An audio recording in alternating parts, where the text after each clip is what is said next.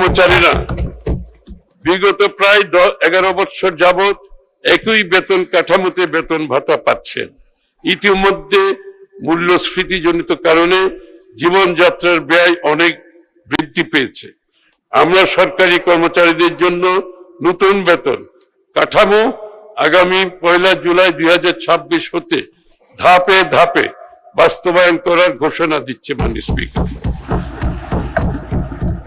দেশের বিভিন্ন অঞ্চলের মধ্যে অর্থনৈতিক সামাজিক অবকাঠামোগত বৈষম্য কমিয়ে সমতা ভিত্তিক সুষম উন্নয়নে বহুমুখী পরিকল্পনা বাস্তবায়ন করা হচ্ছে। মাননীয় স্পিকার, এবারে বাজেট প্রণয়ন ও সরকারের মধ্যমেয়াদী নীতি কৌশল নির্ধারণে বাজেট পূর্ববর্তী অংশীজনদের সাথে ধারাবাহিক আলোচনায় প্রাপ্ত সুপারিশ সমূহ সক্রিয় বিবেচনায় নেওয়া হয়েছে। বর্তমানে সীমাবদ্ধতা ও চ্যালেঞ্জ সত্ত্বেও আমরা মনে করি নতুন বাজেট অর্থনীতিতে ইতিবাচক পরিবর্তনের সূচনা করবে।